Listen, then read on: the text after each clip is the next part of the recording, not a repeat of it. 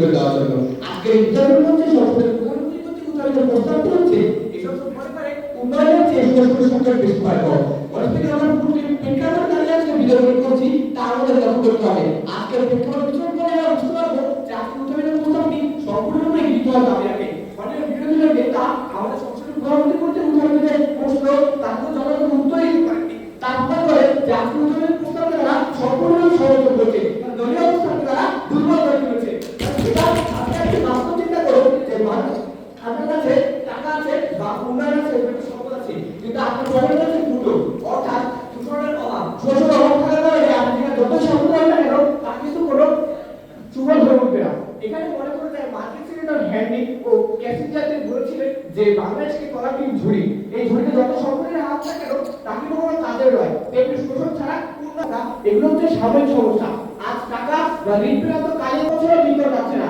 রবীন্দ্র অর্থনীতিবিদের এবং রবীন্দ্র জেমস ফ্রান্সের বিখ্যাত বই ওয়াই ন্যাশনাল পেজ বলে গেছেন যে দুনিয়ার কোন দেশ টাকার অভাবে বাড়া হয়ে যায় অর্থাৎ সুশাসন বা সঠিক মনিটরিং না থাকায় জোড়া কারবারিদের গুদামে এসব পাকার হয়ে যাচ্ছে অর্থাৎ সুশাসন ছাড়া উন্নয়ন টিকতে পারে না যুবশক্ত বিরোধিতা মানতে বাধ্য হচ্ছে আমরা উন্নয়ন চিন্তাগুলো অনিয়ন্ত্রণের দিকে তাকাই যেমন আমরা শ্রীলঙ্কার একের পর এক মেগা প্রজেক্ট যেমন হালমার্টা বন্দর তৈরি করে তার অবকাঠামো বিশাল উন্নয়ন দেখেছিল কিন্তু প্রকৃত সঠিক কি সেখানে স্বচ্ছতা জবাবদিহিতা ও শোষণের চরম অভাব ছিল ফলে কি হয় মেগা প্রজেক্টের নামে তারা বিশাল অঙ্কের কোটি টাকা খরচ করে চলছে এমনকি 6 থেকে 1 বছরের মাথায় যখন এই রাস্তা ধ্বংস করছে আমরা সেই ইন্টারেস্ট টুককে আমরা উন্নয়ন করতে পারবো না আমরা দেশের সম্পদ পারে না বরং দুর্নীতির মাধ্যমে জাতীয় সরকার দেখে দিতে পারেনি যা তাদের দলীয় অবস্থানকে দুর্নীতি পলিটিক্যাল সময় চেয়েছি যেখানে কল্পনা ছিল 5 টিকারে কোন সিগারেট পাওয়া যাবে কিন্তু তা পাওয়া যাচ্ছে না ইটের স্তূপ দেখা যাচ্ছে আজকে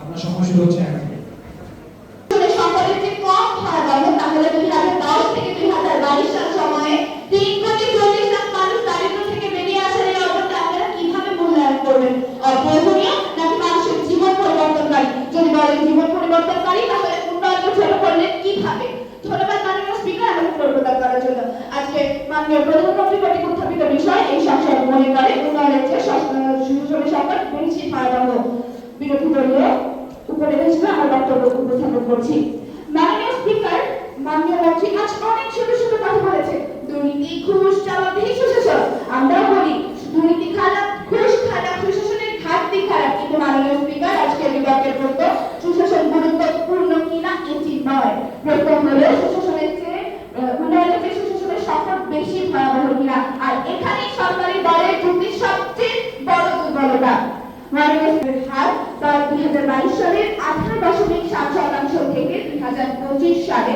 21.4% হয়েছে অর্থাৎ গত 9 বছরের মধ্যে দারিদ্র্য আবার বেড়েছে এবং আনুমানিক 14 লাখ মানুষ অতিরিক্ত দারিদ্র হয়েছে বিষয় পারেনি এখন বলে মাননীয় স্পিকার একজন মানুষের ঘরে যখন চালের দাম বাড়ছে শিশু স্কুলে খরচ বাড়ছে চিকিৎসা খরচ বাড়ছে চাকরি নেই তখন তার কাছে কোনটা সম্পদ বেশি হবে দুর্নীতির দীর্ঘমেয়াদী সুযোগ নাকি আজ রাতে তার পরিবারের খাবার জোগাড় করতে না পারা মাননীয় স্পিকার উন্নয়নের অর্থ শুধু প্রত্যাশিত নয় উন্নয়ন মুহূর্ত শব্দ নয় মাননীয় স্পিকার এগুলো মানুষের জীবন এবার শিক্ষা খাতে আসি বিরোধীরা আমি প্রশ্ন করছি সরকারকে আমি প্রশ্ন করছি শুধু সুশাসন দিয়ে কি ঠিক শিশুকে শিক্ষিত করা যায় বিশ্বব্যাপী দারিদ্র বা রিপোর্ট অনুযায়ী বাংলাদেশের প্রাথমিক শেষ পর্যায়ে প্রায় 11% শিশু বয়সী সহজ লেখাপড়া বুঝতে পারে না ছেলেদের ক্ষেত্রে 51% এবং মেয়েদের ক্ষেত্রে 49% কি এটি উন্নয়নের সম্পদ তাই উন্নয়নের খাতে শুধু আজকের সমস্যা নয় এটি ভবিষ্যৎ প্রজন্মের সমস্যা মাননীয় স্পিকার এবার স্বাস্থ্য করে আসি বাংলাদেশ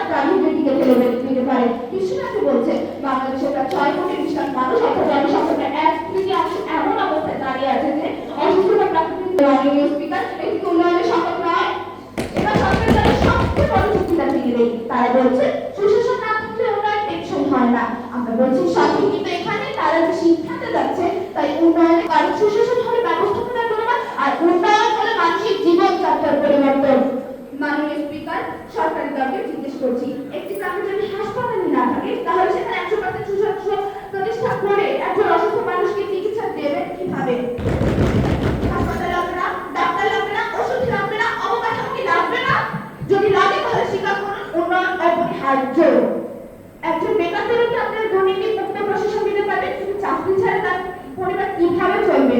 বিশ্বব্যাংক বলছে বাংলাদেশের শ্রমিক বাজারে 15-29 বছর বয়সী তরুণদের অর্ধেকেরই কম বেতনে কাজযুক্ত এবং 1/4 শিক্ষিত তরুণী চাকরির বাইরে। তাহলে বলুন, যুবকের সামনে চাকরি না থাকা সরকারকে উন্নয়নের শপথ পায়? এবার অর্থনীতিতে তাকাই। IMF এর 2025 সালের রিপোর্ট অনুযায়ী বাংলাদেশের প্রতিদিন জিডিপি ছিল মাত্র 3.7% প্রবৃদ্ধি হার 10% মূল্যস্ফীতি কখনো একজন নিম্ন আয়ের মানুষ প্রকৃতির জীবন কতটা উন্নত হচ্ছে। এটাই আজকে ডেভেলপমেন্ট ক্রাইসিস। মাননীয় স্পিকার, এবার তাদের সিপিআই এর যুক্তিও বলছি। ট্রান্সপারেন্সি ইন্টারন্যাশনালের বর্তমান তথ্য অনুযায়ী বাংলাদেশ সিপিআই তে 100 কোরের মধ্যে 24 কোর নিয়ে 182 দেশের মধ্যে 150 টাকা। কিন্তু সিপিআই একটি গুরুত্বপূর্ণ, কিন্তু এটি জিডিপি, দারিদ্র, কর্মসংস্থান, স্বাস্থ্য, চিকিৎসা বা মানুষের জীবনযাত্রার পূর্ণাঙ্গ উন্নয়নের জন্য নয়। তাই মাননীয় স্পিকার, সরকার দল বলছে সুষম উন্নয়নের মেরুদণ্ড। হ্যাঁ, মেরুদণ্ড দরকার, কিন্তু মেরুদণ্ড থাকলেই যদি বেঁচে থাকে না। তারপরে বিভিন্ন মস্তিষ্ক, রক্ত, খাদ্য সবকিছু দরকার। একইভাবে সুশাসন দরকার, উন্নয়ন দরকার। কিন্তু আজকে প্রস্তাব যেহেতু বলছে উন্নয়নের চেয়ে সুশাসনের সংকট বেশি ভয়াবহ, আমরা বলছি প্রস্তাবটি একটি মিথ্যা তত্ত্ব তৈরি করেছে। উন্নয়ন ও সুশাসনকে মুখোমুখি না করে কোনো জাতির ভবিষ্যৎ নির্ধারণ করা যায় না। মাননীয় স্পিকার, এই সংসদে আজ আমি আমাদের দলের শুধু প্রস্তাবের বিরোধিতা করছি না, আমরা একটি মিথ্যা তত্ত্বের বিরোধিতা করছি। মাননীয় স্পিকার, আমি 10 সেকেন্ড সময় দিচ্ছি। আপনারা সরকারি দল আপনারা বলেছেন সুশাসনের অভাবে শ্রীলঙ্কার রাজনৈতিক অস্থিতিশীলতা তৈরি হয়েছে, কিন্তু তবুও শ্রীলঙ্কা কিভাবে এখনো অনবরত স্পোর্ট হিসেবে বিশ্বের কাছে জনপ্রিয়তা রেখেছে, এটা আমার প্রশ্ন। কারণ তাদের অবকাঠামোগত উন্নয়ন তাদেরকে জনপ্রিয়তাকে দীর্ঘস্থায়ী করেছে। তবে আপনারা কোন প্রমাণের ভিত্তিতে বলছেন যে উন্নয়ন দীর্ঘস্থায়ী নয়? এবং সবাই তাই এই প্রস্তাবটি বিরোধিতা করে এই প্রস্তাবটি গৃহীত না হওয়ার আগ্রহ জানিয়ে শেষ করছি। ধন্যবাদ মাননীয় স্পিকার। ধন্যবাদ মাননীয় উপনেতাকে। সরকার দলের সংসদ সদস্যকে আপনার সময় 5 মিনিট। বিতর্ক চলছে এবং মাননীয় প্রধানমন্ত্রী প্রস্তাব বিমর্শে এই সংসদ মনে করে উন্নয়নের সুনামের সংকট বেশি ভয়াবহ। অত্যন্ত সংকট এবং যুক্তিযুক্ত কারণে আমি এবং আমার দল এর পক্ষে বক্তব্য করেছি। মাসপিতার ইটের পর ইট সাজিয়ে একটি প্রাসাদ গড়ে তোলা যায়, কিন্তু প্রাসাদের ভিত যদি বালুর উপর দাঁড়িয়ে থাকে তবে তার সামান্য কালবৈশাখীর ছলে তা আসলে ঘরের মতো হয়ে যায়। একটি দেশের গ্রহণ করতে হয়, তবে সেখানে সুশাসনের কথা অপ্রাসঙ্গিক। কিন্তু মাসপিতার বাংলাদেশ পরিষদ দিয়েছে এবং সাধারণ মানুষের মুখের খাবার কখনোই গ্রাস দিতে পারবে না। মাসপিতার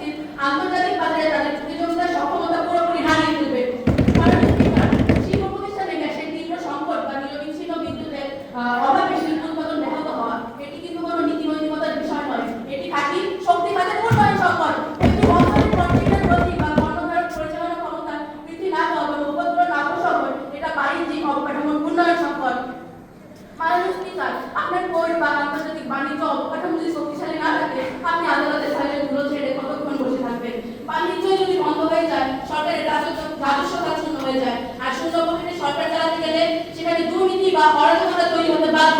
তাই এখনই ভাষায় বলতে চাই, উন্নয়ন থাকলে সবকিছু থেমে যায়।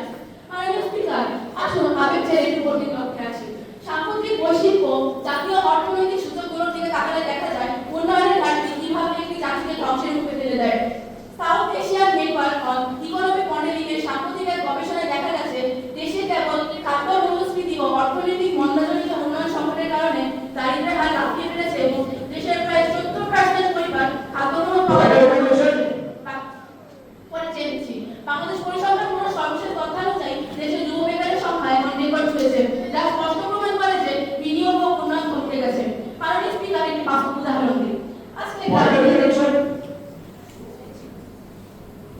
আপনি যে বললেন যে খালি পেটে শোষণ হয় না, তাহলে দুর্ভিক্ষ নিয়ে আলোচনা করা যিনি নোবেল জয়ী হয়েছেন অমর্ত্য সেনের গবেষণা নিয়ে আপনি অস্বীকার করছেন? ধন্যবাদ। আমি প্রশ্নের বক্তব্য শেষে দিয়ে যাচ্ছি। মাননীয় স্পিকার, একটি উদাহরণ দিই। আপনি যখন গ্রামীণ ক্ষেত্রে একটি প্রত্যন্ত অঞ্চলে যখন একটি পাকা সড়ক বা সেতু নির্মাণ হয়, তখন কোনো ভয় না, তখন কোনো মৃতশরীরকে সময় মতো হাসপাতালে নেওয়া যায় না এবং পথেই তার মৃত্যু হয়। এটি কি কোনো ফাইলের মামলাতান্ত্রিক প্রতিরোধের সংকট নাকি সরাসরি অবকাঠামোগত উন্নয়নের সংকট? উৎপাদনশীল খাদ্য জ্বালানি খাতে উন্নয়নের ঘাটতির কারণে যখন একের পর এক ফ্যাক্টরি বন্ধ হয়ে যাচ্ছে, লাখ লাখ শ্রমিক চাকরি হারিয়ে রাজপথে নামছেন, তখন তাদের অভাবে পেটাকি সুশাসনের বাড়ি সরাবেন। তারা তো সুশাসনের বাড়ি জিতিয়ে থাকে না, তাদের প্রয়োজন কাজ, তাদের প্রয়োজন উন্নয়ন। উন্নয়নের সংকট কেন সবচেয়ে ভয়াবহ? কারণ উন্নয়নের সংকট একটি বহুমাত্রিক চেইন রিঅ্যাকশন তৈরি করে। মাননীয় স্পিকার, উন্নয়ন না হলে বিনিয়োগ আসে না, বিনিয়োগ না হলে কর্মসংস্থান হয় না, কর্মসংস্থান না হলে পরিবার অনাহারে থাকে, অনাহার আর তার ক্ষেত্রে ভয়াবহ সংকট পৃথিবীতে দ্বিতীয়টি নেই। সুশিক্ষা ও আধুনিক চিকিৎসার কথা আপনি কখন বলবেন? যখন আপনার একটি স্কুল, ভবন বা হাসপাতাল থাকবে। উন্নয়নের সংকট অবকাঠামোকে ধ্বংস করে। মাননীয় স্পিকার, ইতিহাস বলে দেশে যখন অর্থনৈতিক উন্নয়ন স্থবির হয়ে পড়ে, খাদ্যাভাব তৈরি হয়, তখন অপরাধ প্রবণতা বহুগুণ বেড়ে যায়। অর্থাৎ উন্নয়ন সংকটের কারণে সুশাসনের চরম অবনতি ঘটে। সুতরাং উন্নয়নের সংকট হলো মূল ব্যাধি আর সুশাসনের অভাব হলো একটি মাত্র উপসর্গ। উপসর্গ চিকিৎসা করে কখনো মূল ব্যাধি সারে না। মাননীয় স্পিকার, তাই মাননীয় স্পিকার, আজকের এই সংসদে প্রধানমন্ত্রী কর্তৃক উত্থাপিত প্রস্তাবটি গৃহীত না হওয়ার জোর দাবি জানাচ্ছি। ধন্যবাদ মাননীয় স্পিকার। ধন্যবাদ মাননীয়